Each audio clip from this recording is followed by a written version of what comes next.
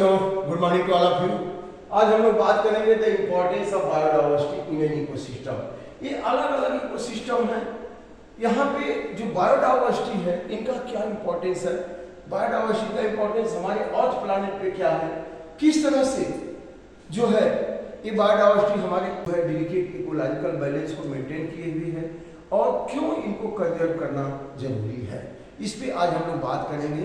ऐसा माना गया है, ऐसा देखा गया है कि बायोडाइवर्सिटी जो है यह इकोसिस्टम में flow of energy and nutrients को बनाए रखने के लिए बहुत जरूरी है। और हम समझते हैं कि किसी भी इकोसिस्टम में जितनी ज़्यादा बायोडाइवर्सिटी होगी, जितने वाइड वैरायटी ऑफ स्पीसीज होगी, उतना ही वो इकोसिस्टम स्टेबल होगा। अगर कम होगी तो वह इकोसिस्टम स्टेबल नहीं होगा। आपने फूड चेन में देखा था, फूड चेन में सीक्वेंशियल ट्रांसफर हो रहा है, आपके लेवल को 10% एनर्जी जा रही है, तो अगर फूड चेन लंबा हो गया तो लास्ट वाले को बहुत लीस्ट अमाउंट ऑफ एनर्जी मिलेगी। तो अब वो क्या करते हैं कि फूड चेन को तोड़ के फूड वेब बना देते हैं। लेकिन फूड वेब बनाने के लिए ऑप्शन तो ज्यादा होने चाहिए ना, ऑप्शन ज्यादा कम होंगे जब इकोसिस्टम में ढेर सारी स्पीसीज होंगी। तो ऐसा माना गया है कि an ecosystem which have large number of species, rich number of species is more stable than the ecosystem having less number of species। जैसे आप सोचिए एक इलाका में, एक क्षेत्र में बहुत कम पेड़ पौधे हैं, वनस्पतियां हैं। एक बागवानी में केवल आम का पौधा लगा है, तो आम के पेड़ से एक सीजन में फल मिला, और दूसरी बागवानी में आम के अलावा और तमाम सारे अमरूद है, लीची है, नींबू है, जामुन है, बहुत सारी वेराइटीज के पेड़ हैं, तो वहां पे हर सीजन में फल मिलते रहेगा। मतलब ज्यादा स्पीसीज हैं तो प्रोडक्टिविटी ज्यादा होगी, और स्पीसीज कम होगी तो प्रोडक्टिविटी कम होगी, और वेरिएशन भी होगा। जैसे खाली आम का ही बगीचा है तो गर्मी में आम मिला, बाकी 12 महीने तो कोई फल नहीं मिला। और हर वेराइटी के बागवानी में पेड़ है तो किसी न किसी सीजन में तो कुछ न कुछ मिलता रहेगा। वैसे हमारे इकोसिस्टम में तमाम सारे पेड़ पौधे, वनस्पतियां हैं, जीव जंतु हैं, तो हमारा इकोसिस्टम बिल्कुल स्टेबल रहेगा।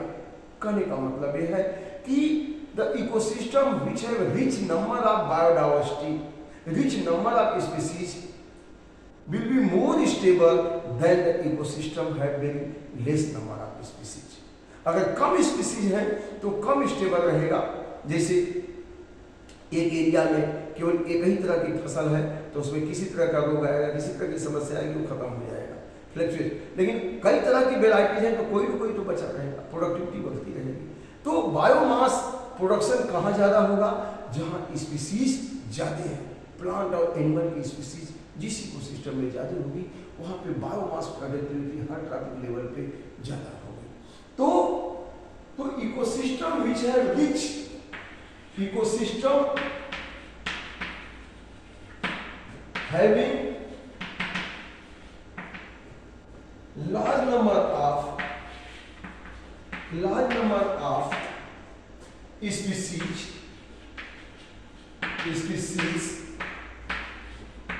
will be more stable, और ईयर टू ईयर जो बायोमास प्रोडक्टिविटी है ज्यादा वेरिएबल नहीं हुई होगी, और year to year biomass productivity होगी। David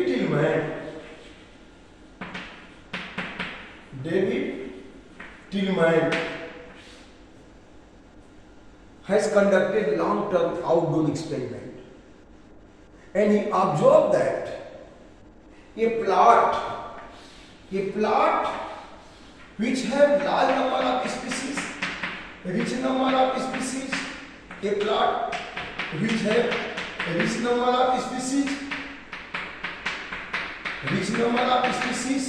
large number of species, and other plot of the same area which have only less number of species। सबको यहाँ पे एक ही तरह की स्पीसीज है और यहाँ पे ढेर सारी स्पीसीज है। तो इस प्लॉट में जब ढेर सारी स्पीसीज है तो biomass production through out year बना रहेगा, ज्यादा फ्लक्चुएट नहीं होगा। और यहाँ पे एक ही तरह की स्पीसीज है तो किसी सीजन में ढेर सारा बायोमास बनेगा, लेकिन बाकी सीजन में जब वो खत्म हो जाएगी बायोमास प्रोडक्शन नहीं होगा। तो यहाँ फ्लक्चुएशन है। लेकिन तो डेविड टिलमैन ने क्या कहा अपने एक्सपेरिमेंट में, क्या देखा कि the plot which have rich number of species do not show more fluctuation and the biomass production year by year is stable, it is not going to more fluctuate.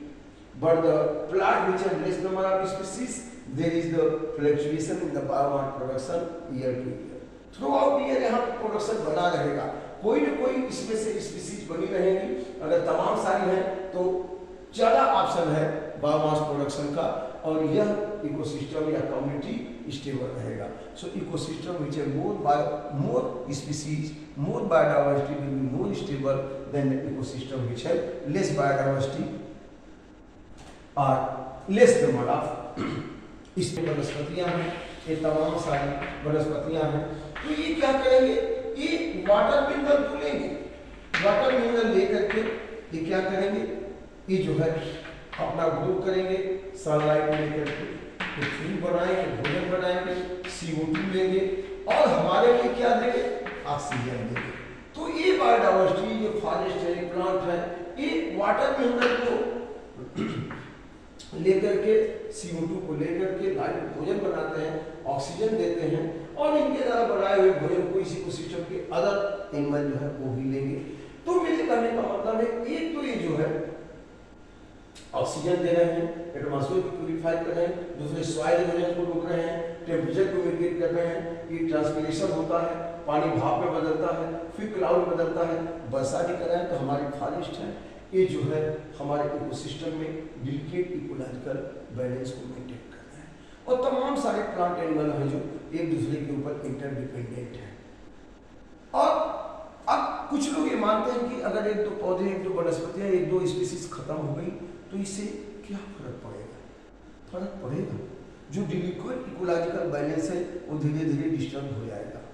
आज आप देखिए, पहले खेतों में गन्ने का खेत होता था, तमाम सारे, उसमें जो है नेवले होते थे।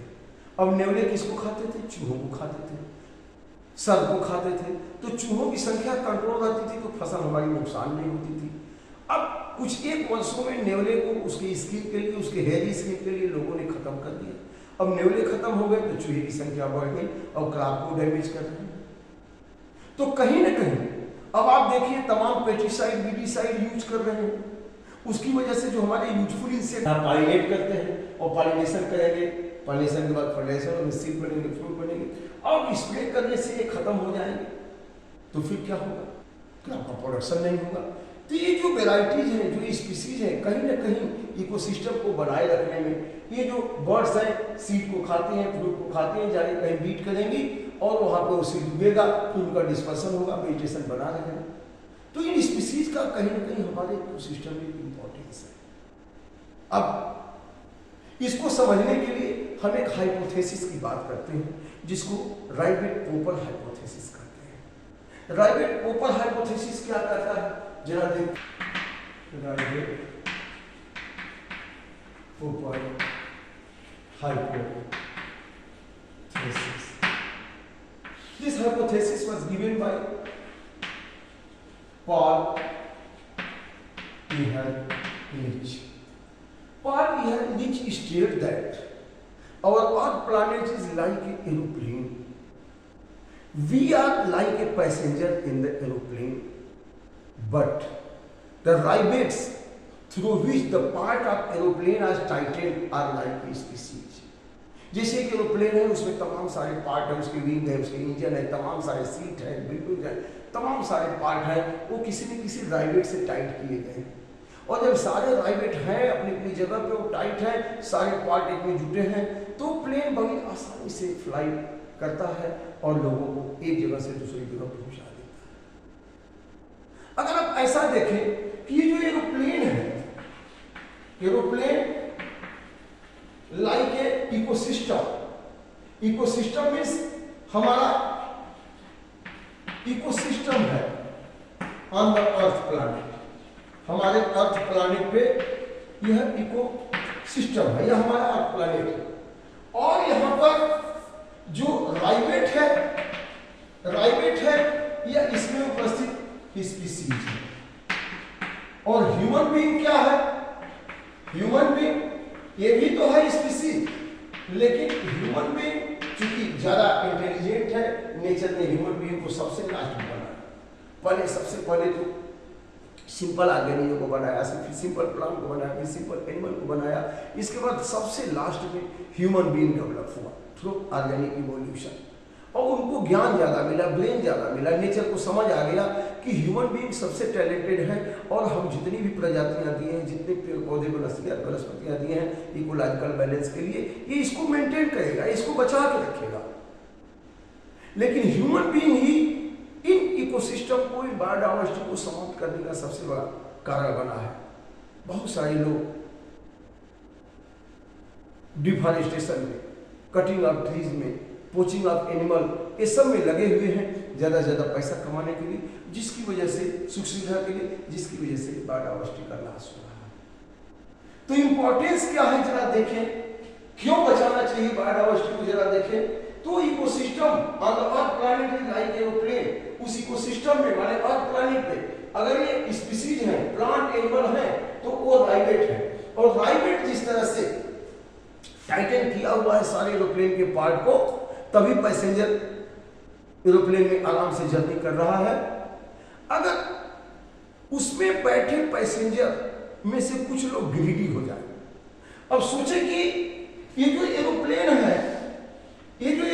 है, इसमें तो हम उड़ रहे हैं और अब हमारी जर्नी कुछ ही समय में हो जाएगी और इसमें से हम जो है विंडो का नट है, सीट का नट है, कुछ जो ग्रीडी पैसेंजर है ऐसा सोचे अगर कि उसमें से नट को ले ले, राइवेट को ले ले और घर में चल के मोटरसाइकिल और साइकिल में लगा देंगे, विंडो का ले ले।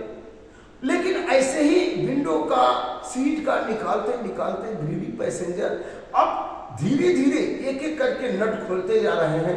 अगर वो इंजन जहां से उसका राइवेट निकाल लिया, पॉप कर दिया, उसके विंग का राइवेट पॉप कर दिया, तो फिर क्या होगा? Aeroplane becomes weak and it will get crash.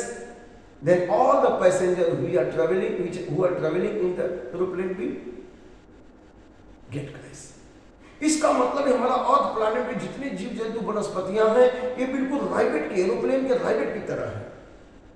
उस सारे पार्ट को कसे हुए माने इकोसिस्टम को बिल्कुल वायबल रख रहे हैं, फ्लो ऑफ एनर्जी मटेरियल हो रहा है। अगर एक एक करके इन वनस्पतियों को, इन जंतुओं को खत्म करते जाए, तो जब की स्पीसीज, जैसे विंडो का हटा लिया, सीट का हटा लिया, एरोप्लेन के फ्लाइट पर बहुत असर नहीं पड़ा, लेकिन इंजन का और विंग्स का राइवेट हटा दिया, तब क्या होगा? The aeroplane can not fly in the air, get crash. तो वैसे ही की स्पीसीज, जैसे बहुत बड़े बड़े पेड़ों को काट दिया, बहुत बड़े बड़े खत्म कर दिया, तो ऑक्सीजन कौन देगा? अमेजोनियन रेन फॉरेस्ट को प्रकृति का फेफड़ा कहा जाता है। Amazonian rain forest covers 14% of the total entire global earth area and it produce rich amount of oxygen. उसको प्रकृति का फेफड़ा कहा जाता है। लेकिन अब अमेजोनियन रेन फॉरेस्ट कम हो रहा, अभी केवल 6% बचा हुआ है। क्यों? ह्यूमन गेट कलराइज देयर, वह कलराइज होकर के जंगलों को काटने लगे, उससे और भी जंतु खत्म हो गए, वो ग्रास लैंड बना के वहां पे सोयाबीन उगा के बीफ एनिमल को डेवलप करने के लिए, तो इतनी सारी स्पीसीज खत्म हो गई। तो अगर ऐसे ही स्पीसीज खत्म होते रहे तो फिर वातावरण में ऑक्सीजन की मात्रा कम हो जाएगी, CO2 की मात्रा बढ़ेगी, टॉक्सिक गैसेस की मात्रा बढ़ेगी, सॉइल इरोजन होगा, फ्लड आएगा, ड्राउट होगा, तमाम सारी नेचुरल कैलेमिटी आने लगेगी। जिस तरह से विंडो और सीट का राइवेट हटाया गया तो बहुत असर नहीं पड़ा, लेकिन मेन इंजन और व्हील के राइवेट हटाया गया तो असर पड़ गया एरोप्लेन पे। वैसे ही हमारे अर्थ प्लैनेट पे जो इकोसिस्टम है, उसमें जो की स्पीसीज है, तमाम सारी स्पीसीज सारे को खत्म कर देंगे, तो फिर हमारा इकोसिस्टम खत्म हो जाएगा, इकोलॉजिकल बैलेंस खत्म हो जाएगा और हम भी सर्वाइव नहीं करेंगे। इसीलिए हमें इस अर्थ प्लैनेट पे ये जीव जंतुओं को, वनस्पतियों को बचा के रखना। प्रकृति ने इसे खिलौना के रूप में, जीवित खिलौने के रूप में दिया है। पेड़ पौधे हैं जीवित खिलौने, प्रकृति इन्हें उपहार में भेजी। ये सब जो सजे हुए हैं, ये इकोलॉजिकल बैलेंस को मेंटेन कर रहे हैं। इनको हमारा कर्तव्य है बचाना, सुरक्षित करना। ये बहुत जरूरी है कि डेलिकेट इकोलॉजिकल बैलेंस नेचर में बना रहे। तो आप समझ सकते हैं कि कितना महत्वपूर्ण है इन वनस्पतियों को, इन जंतुओं को बचाना। तो निश्चित रूप से हम सभी लोग एक स्टेप इस तरफ ध्यान दें कि हम अपने इर्द गिर्द आसपास जो वनस्पतियां हैं, जो जंतु हैं, लुप्त होने से बचाएं, उनको संरक्षित करने का उपाय करें। Thank you very much. अगले लेक्चर वीडियो में हम लोग बात करेंगे कि लॉस ऑफ बायोडायवर्सिटी, कितना अब तक नुकसान हो चुका है बायोडायवर्सिटी में, इसके बारे में हम लोग बात करेंगे।